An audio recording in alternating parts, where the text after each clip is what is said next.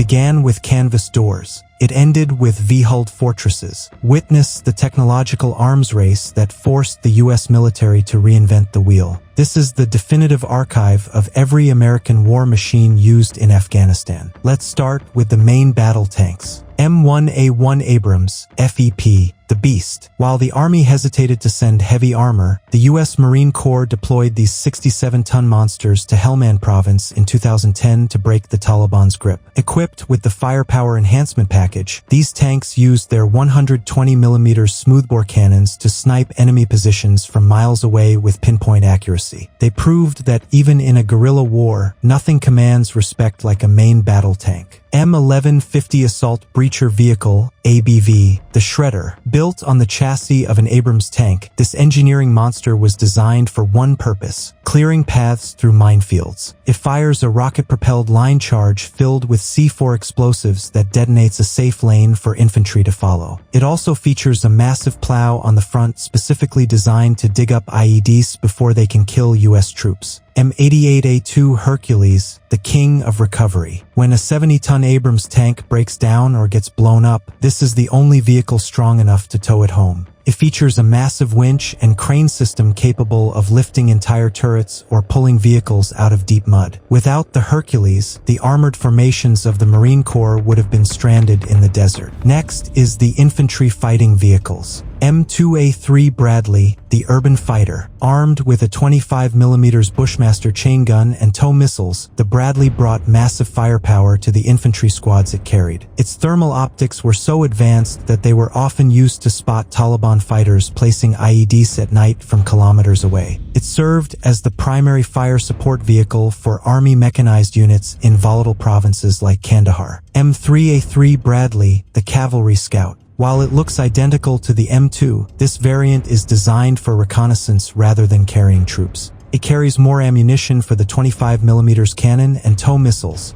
allowing scout teams to fight for information and survive contact with the enemy. It acted as the eyes and ears of the heavy brigades. LAV-25A2, the Marine Coyote, the workhorse of the U.S. Marine Corps' light armored reconnaissance battalions. This 8-wheeled vehicle offered speed and firepower. Armed with a 25mm chain gun, it could flank Taliban positions faster than they could react. Its lighter weight allowed it to cross bridges that would collapse under a tank. Next is the Stryker family. M1126 Stryker ICV, the Ghost. Introduced to provide a balance between heavy armor and light infantry, this 8-wheeled carrier became famous for its silent approach. Unlike tracked vehicles that rumble, the Stryker could roll into a village quietly, allowing infantry to dismount and raid targets before the enemy knew they were there. Later versions were upgraded with a double V-hull to survive IED blasts. M1128 Mobile Gun System MGS, the Sniper. This variant of the Stryker mounts a massive 105mm tank cannon on a wheeled chassis. It was used to blow holes in thick mud walls, creating instant entry points for infantry without needing airstrikes. It provided direct fire support that could keep up with the rapid pace of Stryker operations. M1127 Reconnaissance Vehicle RV, the Hunter. Designed to find the enemy, this Stryker variant is packed with long-range surveillance sensors and drone uplinks. It allowed scout platoons to observe Taliban movements for days without being detected.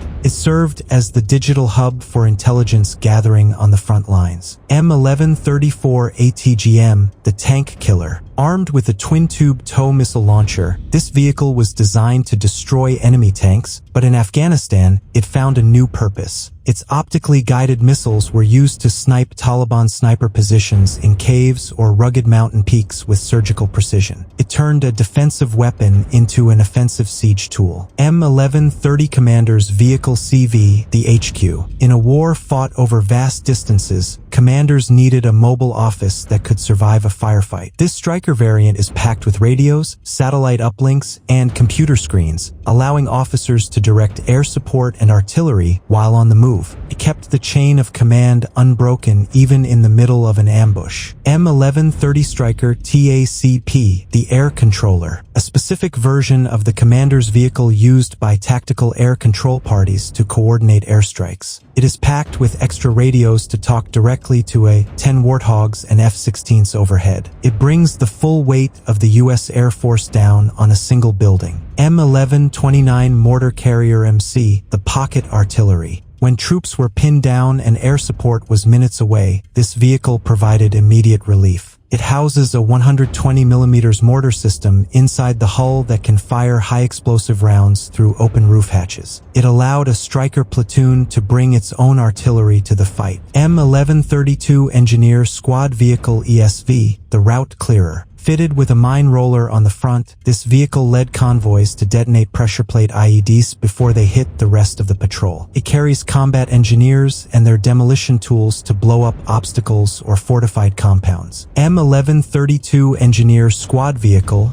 ESV, the route clearer. Fitted with a mine roller on the front, this vehicle led convoys to detonate pressure plate IEDs before they hit the rest of the patrol. It carries combat engineers and their demolition tools to blow up obstacles or fortified compounds. It was the tip of the spear for Stryker brigades. Next is the MRAP Revolution, mine-resistant ambush protected. Cougar H 4x4, the original. When Humvees started failing against IEDs, the Marines rushed this V-hulled vehicle into service. Its unique hull shape deflects the blast energy of a bomb outwards rather than upwards, keeping the crew alive inside. It was the vehicle that started the MRAP revolution. Cougar HE 6x6, the big brother. The larger, six-wheeled version of the Cougar provided more space for troops and EOD robots. It became the preferred vehicle for explosive ordnance disposal teams who needed to carry heavy gear to dismantle bombs. It offered a level of survivability that was previously unimaginable. Cougar JERRV, the bomb squad, a specific variant of the Cougar 6x6 built exclusively for joint EOD rapid response teams. It sacrifices troop seats for massive storage lockers filled with robots, bomb suits, and X-ray equipment. It was the mobile office for the bravest technicians on the battlefield. International Max Pro - the truck. Built on a commercial truck chassis, this MRAP was mass-produced to get armor to the troops as fast as possible. Its massive V-hull and bolt-on armor saved thousands of soldiers during the IED surge of 2009. It became the most common sight on Afghan roads during the height of the war. Max Pro plus the Up Armor. As the Taliban built bigger bombs, the US responded with this upgraded Max Pro featuring dual rear wheels and heavier armor plating. It was designed to withstand EFP charges that could punch through standard steel. It represented the constant cat-and-mouse game of armor warfare. Max Pro M-ATV the cage. As RPG threats increased, standard Max Pros were fitted with the M-ATV wire cage armor kit. This added heavy wire fencing around the entire vehicle to pre-detonate shaped charge warheads before they hit the hull. It made the truck look like a moving prison cell but kept the crew alive. Max Pro MRV, the MRAP tow truck.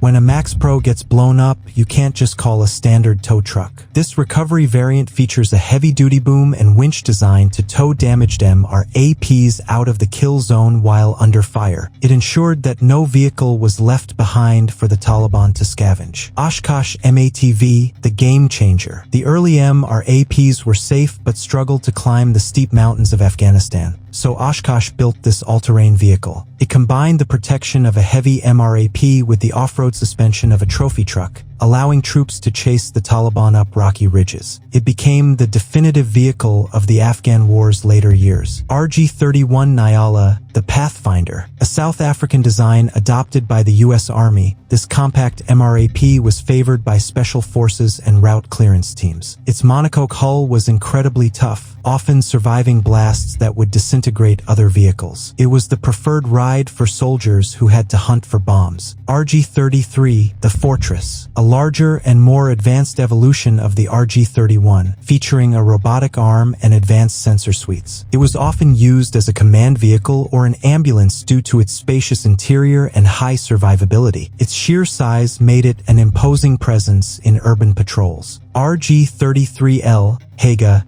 the Super Ambulance. While standard MRAPs were cramped, this heavy armored ground ambulance was stretched to function as a mobile emergency room. It features a raised roof, specialized medical lighting, and racks for 3 litters, allowing medics to perform surgery while rolling through an ambush. It offered the best protection for the wounded. BAE Cayman, the bus. Based on the chassis of a standard cargo truck, This massive MRAP was used primarily for convoy protection and troop transport. It featured a complex independent suspension system that gave it a surprisingly smooth ride over rough terrain. It was the battle bus that ferried soldiers between forward operating bases. Cayman MTV, the multi-terrain. The original Cayman had issues with its suspension, so the MTV model upgraded the armor and added independent suspension to handle the rough Afghan roads. It became a favorite for convoy commanders due to its smooth ride and massive interior space. It bridged the gap between a truck and a tank. Buffalo MPCV, the Claw, the most recognizable vehicle of the route clearance teams, featuring a massive 30-foot hydraulic arm used to interrogate suspected bombs. Its high clearance and V-hull allowed it to endure massive blasts while the crew used the Claw to dig up IEDs from a safe distance. It is the symbol of the counter-IED fight. Buffalo A2, the Super Claw, the upgraded version of the Buffalo MPCV, featuring a remote weapon station and increased armor protection against RPGs. It allowed the crew to fight back while interrogating a roadside bomb with the robotic arm. It became the ultimate symbol of the route clearance fight. Next is the light tactical and patrol vehicles. M1114 up-armored HMMWV, the interim. When the war began, Humvees had canvas doors, but the M1114 introduced factory-installed steel armor and bulletproof glass. It was the primary patrol vehicle for the first half of the war, but eventually proved too light to survive massive underground bombs. It represents the transition from peacekeepers to warfighters. M1151 enhanced HMMWV, the final Humvee, the ultimate evolution of the Humvee, designed with a heavier chassis and removable armor panels. It allowed commanders to add or remove protection depending on the mission, but even this upgrade couldn't match the protection of an MRAP. It was eventually relegated to inside the wire or safe zones. M1117 Guardian ASV, the Commando. Used primarily by military police, this vehicle offered better protection than a Humvee thanks to its angled ceramic armor. It featured a turret armed with a .50 cal and a grenade launcher, allowing it to fight its way out of ambushes. It was the spiritual successor to the Vietnam-era V-100. Ground Mobility Vehicle, GMV, the Humvee, a highly modified Humvee used by Green Berets and SEALs, stripped of heavy doors to save weight and maximize firepower. It bristles with machine guns and carries extra fuel and ammo for long-range desert patrols. It prioritized speed and violence of action over armor protection. Next is the heavy logistics and trucks. M977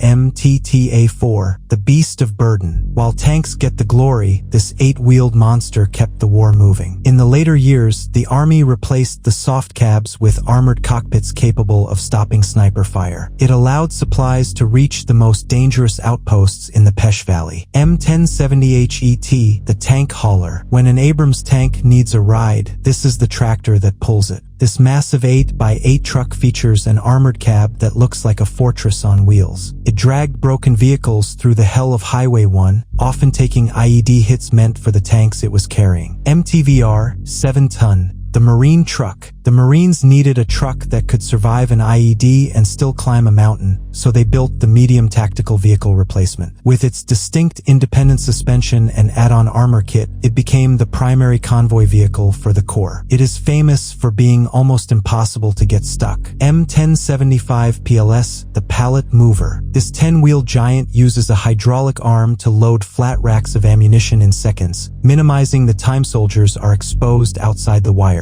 Up-armored with the same heavy kits as the HEMTT, it allowed logistics patrols to fight their way through ambushes without relying on escorts. M915A5 line haul, the road warrior. Originally a civilian-style semi-truck, the A5 version was built specifically for the wars in the Middle East. It features a factory-integrated armored cab that looks like something out of Mad Max. It pulled fuel tankers and massive trailers along the ring road. Gun trucks, 5-ton, the Mad Max. In the chaotic early years of 2003, soldiers welded scrap metal and steel plates onto standard cargo trucks to create improvised armor. Known as hillbilly armor, these vehicles were a testament to soldier ingenuity before factory-made MRAPs arrived. They represent the dangerous gap in preparedness at the start of the war. Next is the Special Operations and Secret Armor. Pander-1 AGMS, the Unicorn, a highly classified 6x6 armored vehicle used exclusively by Delta Force and DevGru. It offers the protection of a Stryker but is lighter and faster. It was rarely seen in photos, often appearing only in the background of night raids on high-value targets. Flyer 72, GMV 1.1, the Dune Buggy. As the war wound down, Special Ops replaced their heavy Humvees with this purpose-built lightweight strike vehicle. Can fit inside a Chinook helicopter and drive straight off the ramp. It has a roll cage designed to survive airdrops and carries heavy machine guns for hit-and-run raids. RSOV, Ranger Special Operations Vehicle, the Defender. Based on the Land Rover Defender 110, this open-top vehicle was used by the 75th Ranger Regiment in the early years of the war. It was stripped of all armor to maximize speed and visibility during airfield seizures. It represents the speed is security doctrine of the early invasion. Pinzgauer 718, the Mountaineer, a 6x6 Austrian vehicle used by specialized units for high-altitude warfare. Its unique chassis allows it to climb slopes that would flip a Humvee. It served as a mothership for surveillance teams operating on the peaks of the Hindu Kush. Polaris MRZR D2/D4, the Razor. When special forces needed to move faster than the enemy in the mountains, they deployed this diesel-powered side-by-side ATV. It can be driven straight off a Chinook helicopter ramp and carries a four-man team with heavy weapons across narrow goat trails. It replaced the Humvee for deep reconnaissance missions where speed was survival. Polaris Dager, the trophy truck. Bigger and tougher than the MRZR, this ultralight combat vehicle was designed to carry an entire 9-man infantry squad. It features trophy truck suspension capable of handling extreme terrain at high speeds while carrying heavy machine guns. It allows light infantry to maneuver rapidly without the weight of armor slowing them down. Next is the Artillery, Engineering, and Support. M109A6 Paladin, the Thunder. This self-propelled 155mm howitzer provided the king of battle support to troops in contact. Its armored hull protected the gun crew from mortar fire while they rained shells on Taliban positions 30 kilometers away. It was the hammer that commanders called when they needed a grid square erased. M142 HIMARS, the Sniper Artillery. Mounted on an armored truck chassis, this rocket system changed the way artillery was used in Afghanistan. It fires GPS-guided rockets that can hit a specific building window from over the horizon, minimizing collateral damage. It became the weapon of choice for precision strikes on high-value targets. M992 FAASV, the Ammo Carrier. Wherever the Paladin went, this vehicle followed, carrying tons of 155mm artillery shells behind thick armor. It serves as a mobile magazine, feeding the guns during extended firefights. It ensured that the fire support never ran dry. M9ACE, the Earth Mover, an armored bulldozer capable of keeping up with tanks, used to dig fighting positions or clear roadblocks under fire. Its driver sits in a protected cupola, allowing him to build berms while bullets bounce off the hull. It was essential for building the chain of fire bases across the country. D7